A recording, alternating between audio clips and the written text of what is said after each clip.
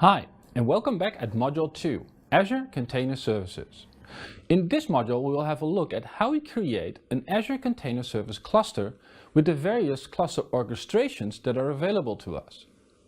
After creating a cluster, we will have a look at networking, configuring logging and monitoring, and of course also how to scale the cluster when we need to handle more or less load.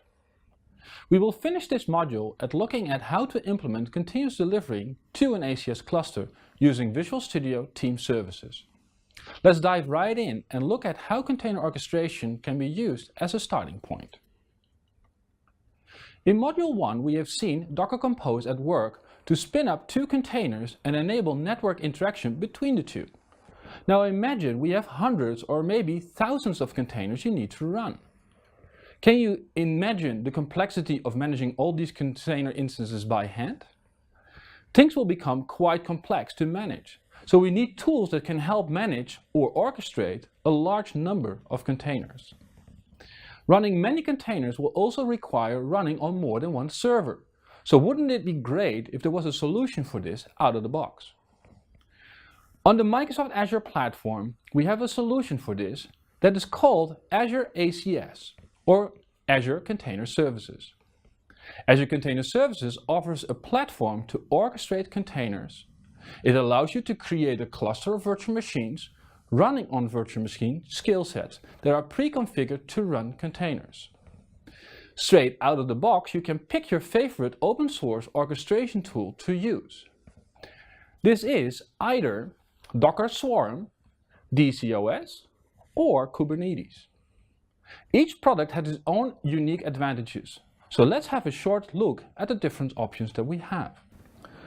The first option we can use is Docker Swarm mode. Docker Swarm enables native support for using clusters with Docker. Docker Swarm uses the standard Docker APIs. This means that this tool can communicate with the Docker daemon, and it is able to use Docker Swarm as well in a transparent manner. Docker Swarm provides native clustering capabilities to turn a group of Docker engines into a single virtual Docker engine. Out of the three described products, Docker Swarm is the easiest product to use, but it also offers the least set of features. It only enables you to run a compose of containers on multiple machines, but they cannot be distributed across different machines. You will use your YAML file that you've seen in the Docker Compose examples to spin up a set of containers on one or more nodes. But the containers in the YAML file will run all on the exact same node. So while Docker Swarm is pretty simple to use, it's also pretty limited. The second option to use is DCOS. DCOS is a distributed operating system based on the Apache Mesos distributed systems kernel. Multiple servers are grouped into one virtual server. DCOS is the world's first and only full open source platform, enabling enterprises to easily build and run modern apps in production.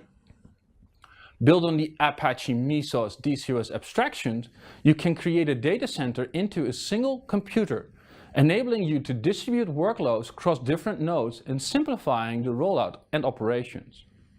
DCOS is probably the most used container cluster orchestrator at the moment if it comes to Linux-based containers. In the future, DCOS will also support Windows containers, meaning we can run workloads that are either Windows or Linux-based containers. The third option we have is Kubernetes, which originates from Google. Kubernetes is considered the most complex cluster orchestrator of the three, but it also provides the most options and flexibility. The biggest advantage of Kubernetes at the moment is that they can also fully manage the underlying cloud infrastructure and that it natively integrates with Azure resources. So with Kubernetes, you can not only scale up the number of containers in the cluster, you can also add virtual machines to the agent pool, giving you very flexible scale options.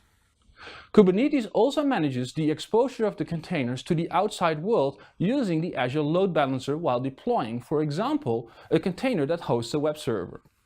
Kubernetes now also supports Windows containers and is at the moment in public preview.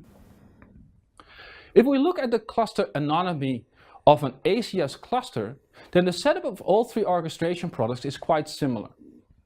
In all cases, ACS has the notion of more master nodes. It also has a set of agent nodes. All these machines are grouped together as more or less one big virtual server. This enables us to run our application as if we deploy to one big machine. We can deploy and run our application by using a simple API that's provided by the orchestration software. By adding and removing machines to and from the cluster, we can respond to changes in the workload. Because a cluster has multiple machines, it can support and tolerate failures. If one node fails, the remaining nodes can be used to compensate for the loss and redistribute your containers. This is all taken care of by the cluster. Once your ACS cluster is deployed, you can start using it. To access the applications running the cluster, you need to configure the application endpoints. By creating the application endpoints, you configure the cluster networking to forward incoming traffic to the applications running on different nodes. The cluster administrator is done using tools that communicate with the management endpoints exposed by the cluster. For instance, Docker Swarm exposes an endpoint that you can talk to using Docker CLI we've talked about earlier. Using the endpoint can make it very simple to start running containerized applications on that cluster. Now, in the rest of this chapter, we will guide you to creating and managing an ACS cluster, and in the end, deploying your workloads to a cluster using delivery pipelines in VSTS.